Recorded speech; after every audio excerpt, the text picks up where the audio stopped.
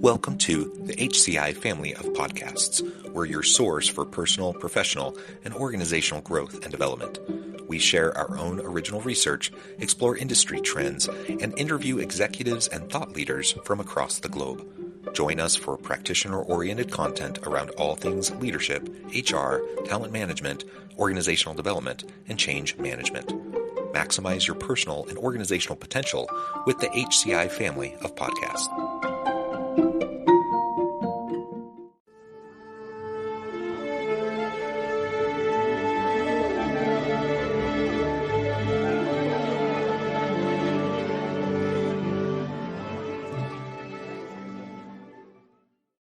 Neelam Chand, welcome to the conversation today.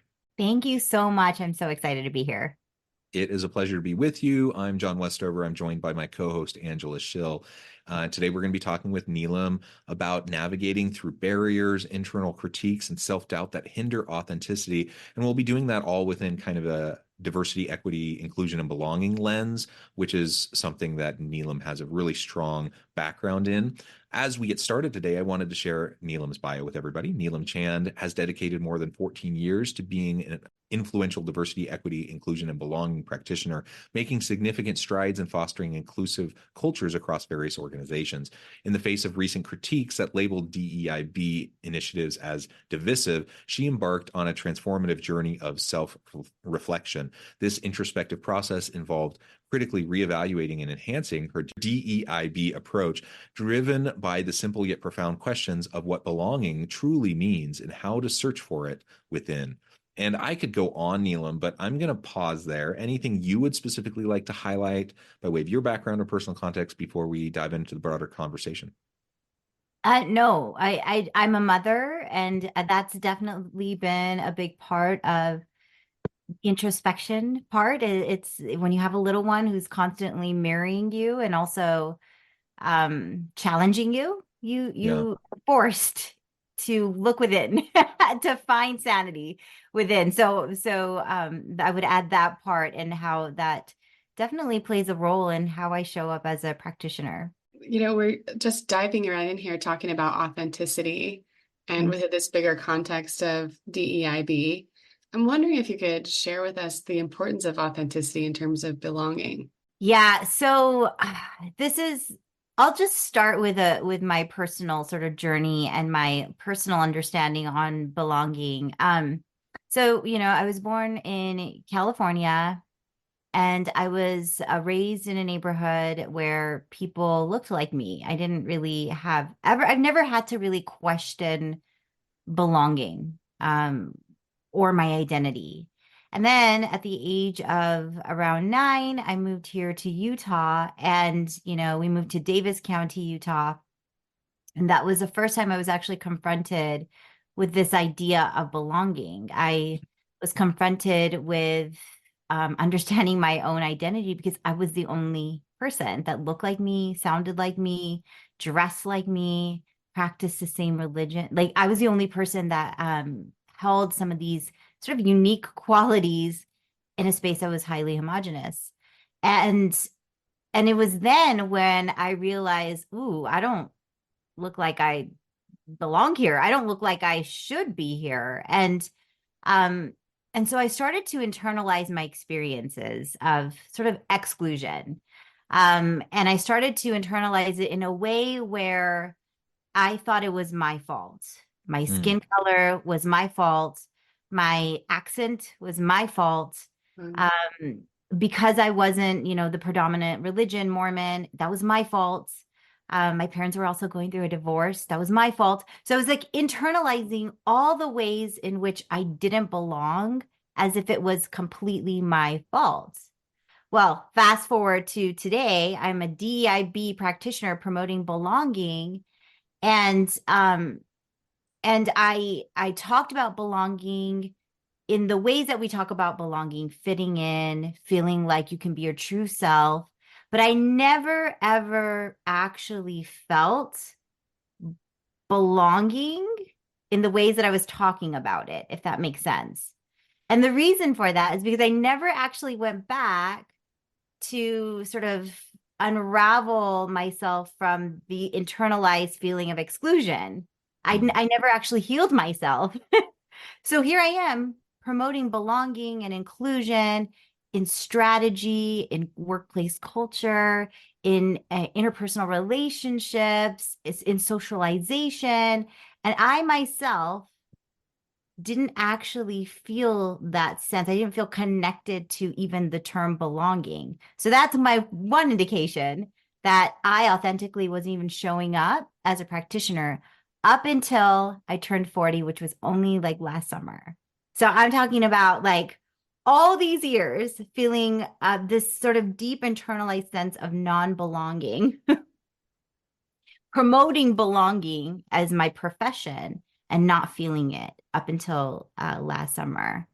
And so I'll tell you quickly what happened. I turned 40. I was like, I really want to invite some of my really close girlfriends and do like a kind of a retreat style where we could just focus on, relaxation. A lot of these women are mothers. A lot of these women were, some of them were going through a divorce. Some of them were just dealing with some big stuff. So I invited a lot of these women to come and hang out with me for the weekend. Um, and part of the wellness part, we got these massages, and my masseuse started to like a massage a part of me on my shoulder. She was massaging this part, and I have never felt this before, but I felt this phenomenon where I just wanted to cry as she was massaging that part of me, right? So I start bawling loudly in this, in the massage table. And I'm like, I am so sorry. I was so like concerned of what she was going to think of me. And she's like, no, a lot of energy is coming out of this area. And she's like, you need to tell your body. And I don't know how she got in tune with it, but she's like, you need to tell your body in this moment to let go of the things that aren't serving you so that that part can just leave. And as soon as I did that, it started to like, I felt this lift. And then I think, so, what it turns out that she was a spiritual sort of, she was very spiritually connected as a masseuse and also just very, very connected. She said that, I have a message for you to really look back at your childhood and understand self-love. And so I'm just sitting here bawling. It's supposed to be just like a relaxation massage. It wasn't. But from that prompt, I was like, self-love? Well, what is that? And since then, I've just been sort of on this discovery of self-love. And what I found out is that I did not have, internalized all the ways in which I didn't belong. Therefore, I didn't really love myself.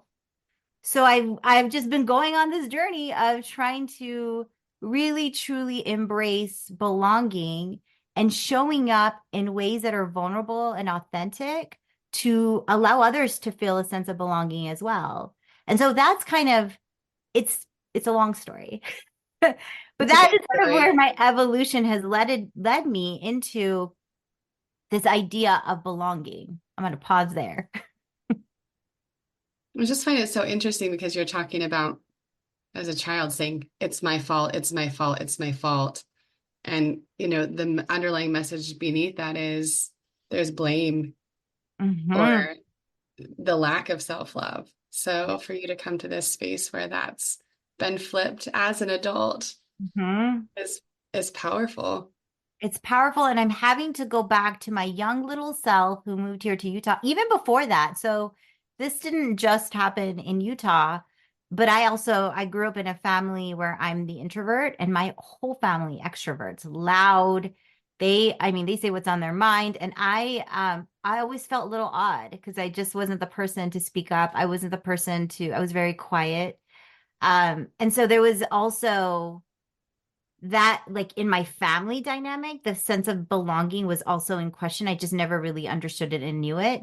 So Mm. then carrying that into a socialized aspect, like school or, work or whatever that looks like, that is just the thing that continues to get triggered is this idea of not belonging. And so when I think about belonging, and if those who don't feel like they belong, I really would urge folks to go all the way back to the first moment where they felt like they were different.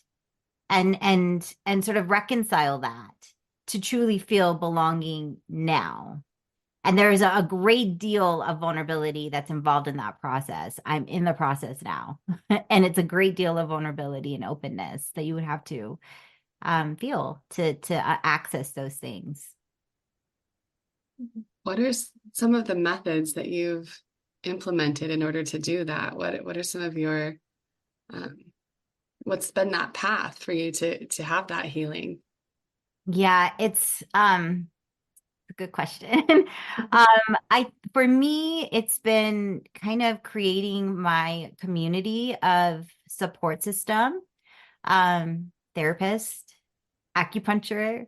I definitely went back to that masseuse and her and I connected over so many different things.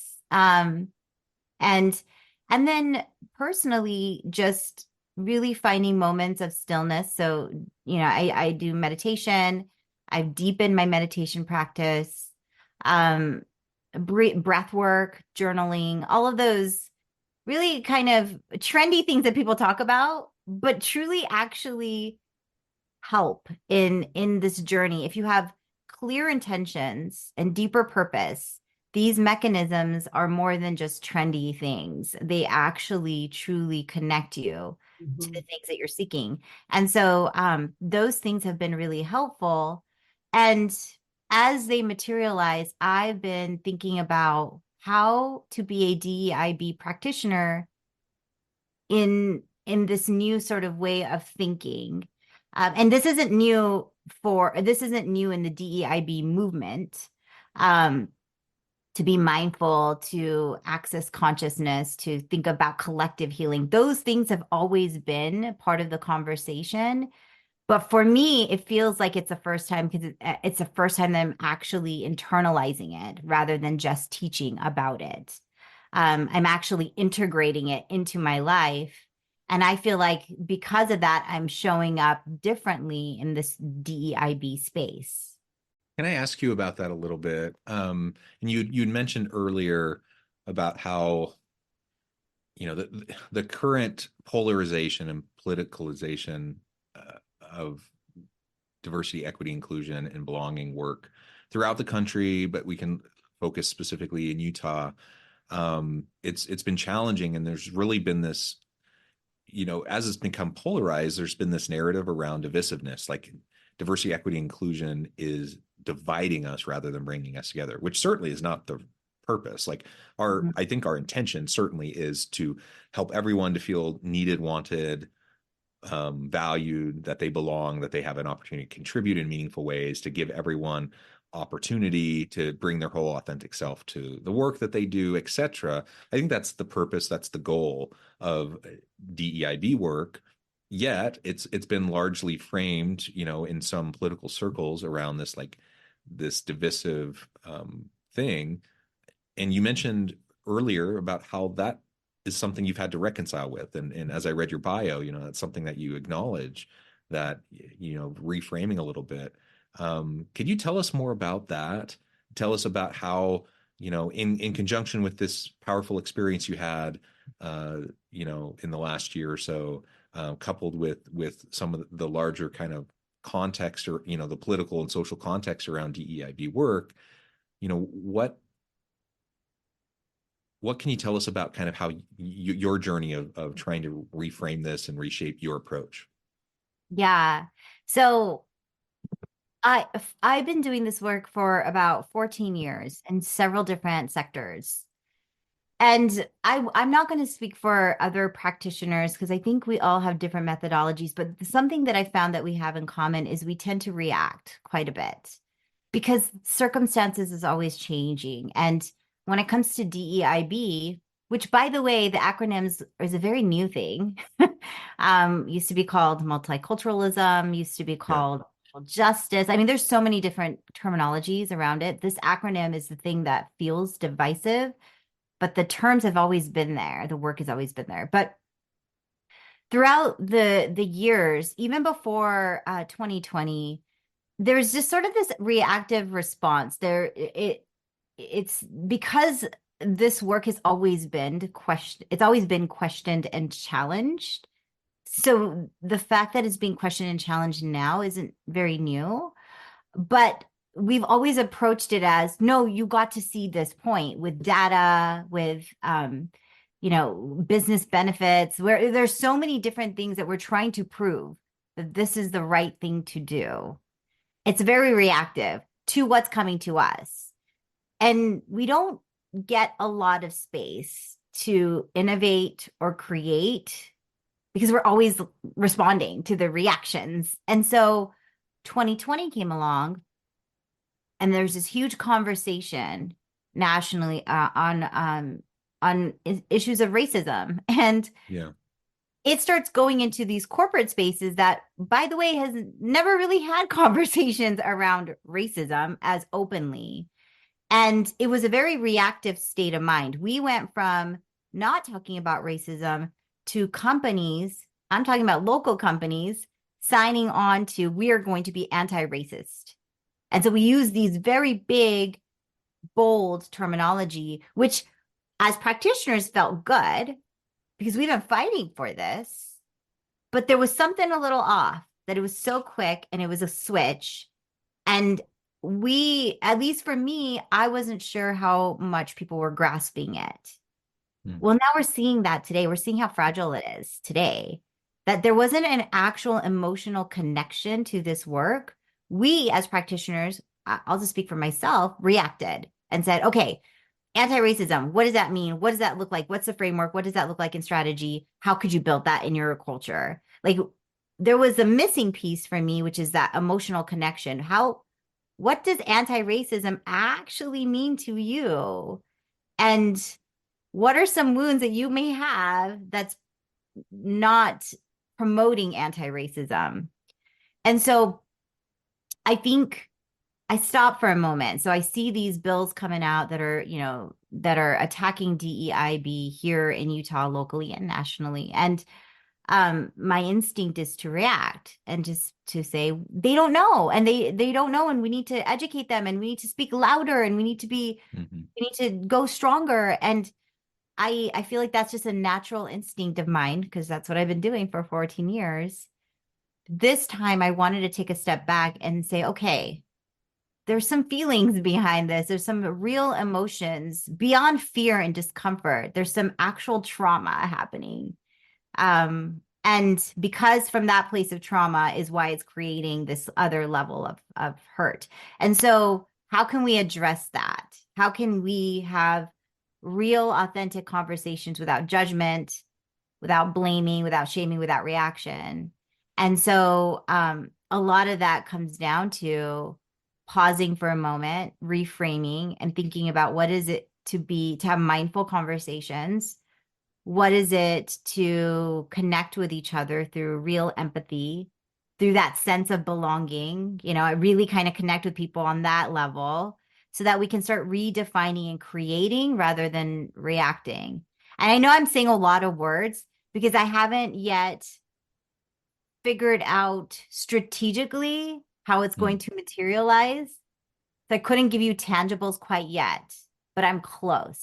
And I know that I'm not the only one. And I know that there's been several other practitioners, activists that have thought in these ways. Beautiful artists, beautiful, amazing, even very well-known activists that have thought about things in this way of love. And it all kind of comes down to love. And so, I, for me, don't know how that's going to change how I'm going to actually do the work, but it's definitely changing in the way that I'm showing up rather than just reacting to these narratives. Yeah, that makes sense. And I appreciate that description. And it's certainly, it's hard in a polarized, emotionally charged environment to be able to have conversations around topics that are already tricky and messy. And so being able to create a safe place where people can have the conversations, I think it has always been an important part of the work. And I think the current context only highlights even more why it's so necessary, because if people feel attacked, if they feel judged, if they feel shoved in a corner, they're not in a mental headspace to be able to engage in meaningful, productive dialogue, right?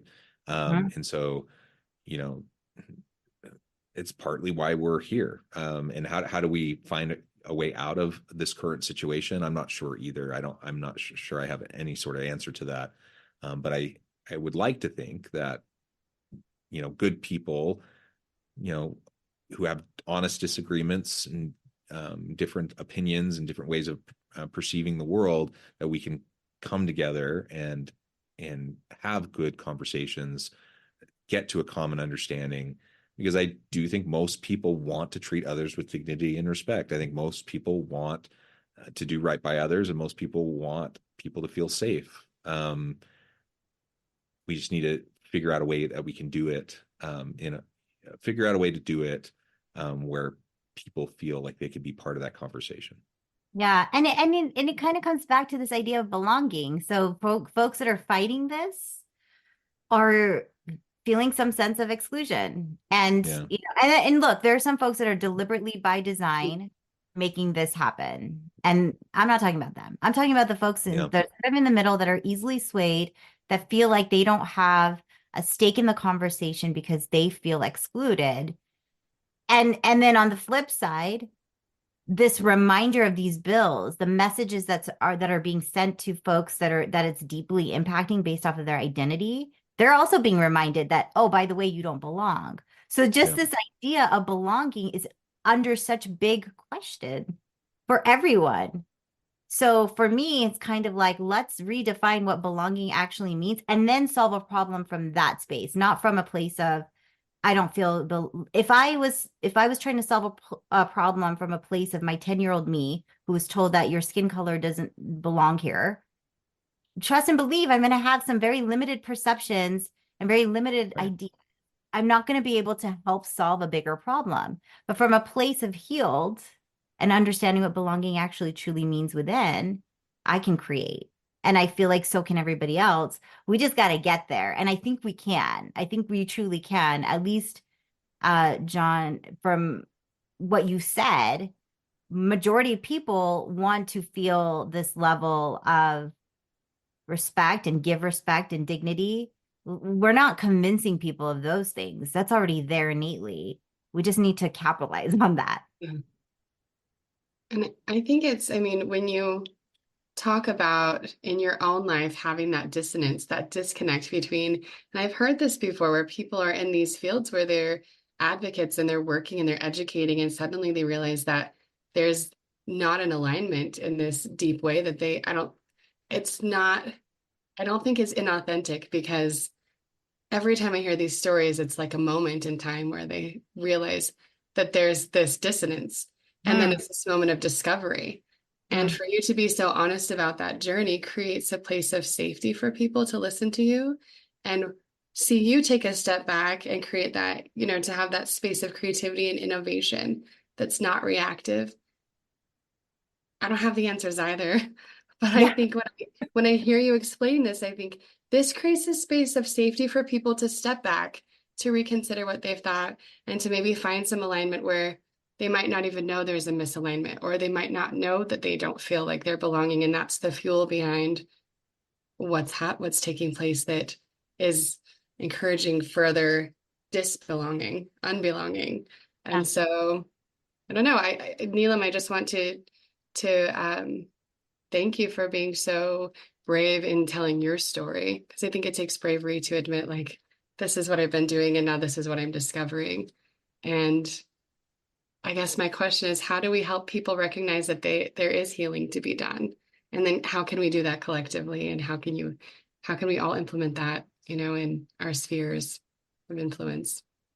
I mean, you answered the question, Angela, because it's through this level of vulnerability. If I'm vulnerable, then you're willing to be. And I think and I love what you're saying to this dissonance. It's this level of survival, especially as practitioners and folks that are in this work. There's some level of survival that we're reacting to, and that's a natural ability that we've had to sort of carry on. And so it's kind of getting out of survival mode and really trying to heal some parts of you where you're internally generating the sense of belonging, the sense of stillness, that externally it doesn't really matter and you don't really waver, and that you're more willing to be vulnerable without the fear of judgment, without the fear of, being excluded, because that won't matter. And so Mhm. for me, I don't really care what people think.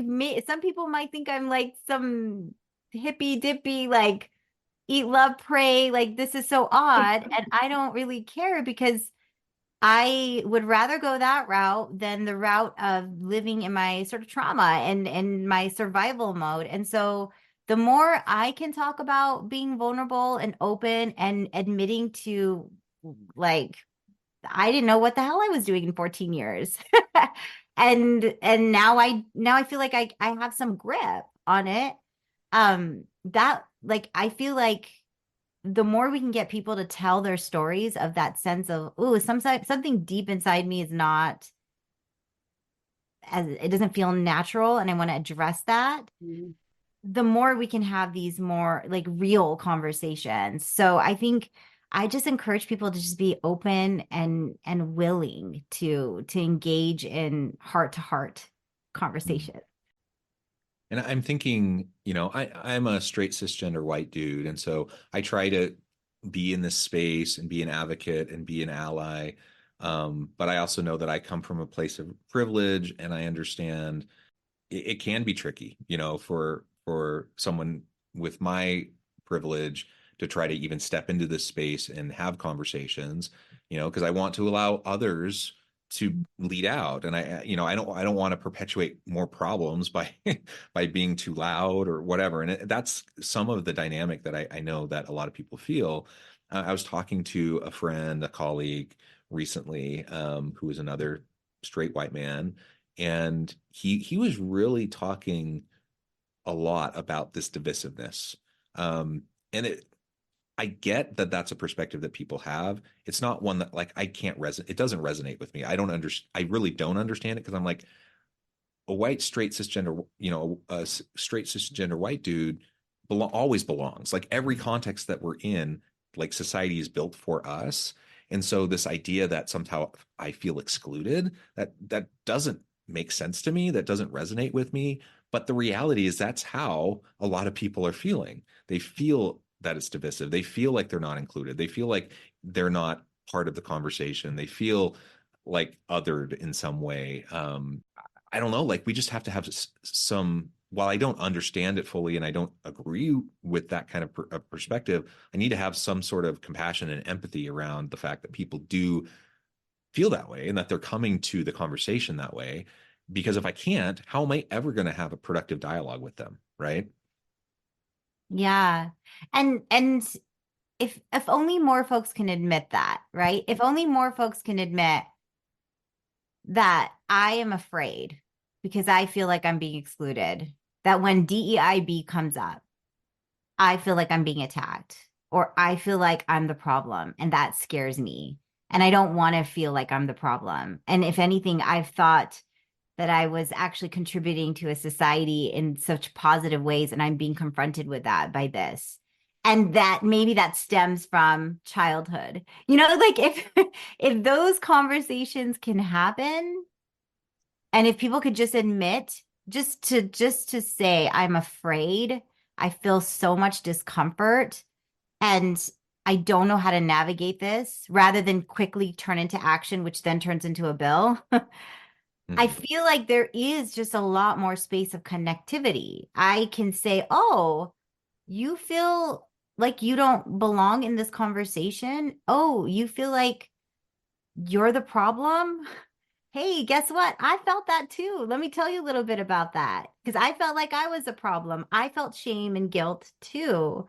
And I'm learning that actually I'm not. And maybe you can learn that too. And I mean, like, it's so simple. It's so simple, but it feels so tough because we are trained as a society to not be vulnerable. We're trained as a society to try to to get and to succeed and to achieve and excellence and all of these things, and no part of that leaves room for connection, true connection. And so part of the work that I really want to do is I want to work with straight, white, cisgender men who to be more mindful. And, those are our CEOs, regardless of how big of a shift our demographics are going through right now. Those are still our CEO positions. Those are our leadership positions. Those are the folks at the Capitol.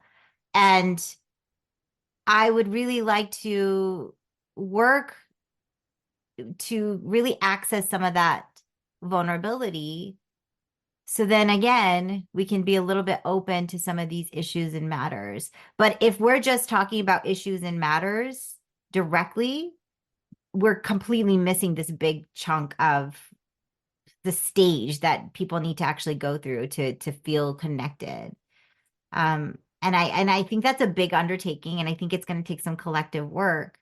But I'm on that mission. I'm on that mission. I want that to happen. I want more of these conversations to happen, and I want vulnerability, and I want us to talk about those fears. Like, let's let it out there so that we can solve. Yeah. Well said. Neelam, this has just been a great conversation. I know there's so much more that we could talk about, but I also know at the time we need to let you go here and get on with your busy day. Before we close things for today, I just wanted to give you a chance to share with the audience how they can connect with you, find out more about your work, and then give us the final word on the topic for today. Yeah. So LinkedIn is always great to connect with me, Neelam Chand. And then I also Shift SLC is my business right now. It's going through a whole makeover. And so if people want to stay connected, those are great ways. And then I guess final thoughts is just I would ask folks to really take a step back and think about the things that they need to heal, especially when it comes to work around diversity, equity, inclusion, belonging. If it's just belonging, if you could take a moment back and ask yourself, what is it that I need to heal around this idea of belonging for myself? Then we're opening up the doors. Then we're actually having some movement. And that's all I ask. Yeah, wonderful. Neelam, thank you so much. It's been a pleasure. I encourage the audience to reach out, get connected, find out more about what Neelam can do for you. Thank you, Angela. And as always, we hope everyone can stay healthy and safe, that you can find meaning and purpose at work each and every day. And we hope you all have a great week.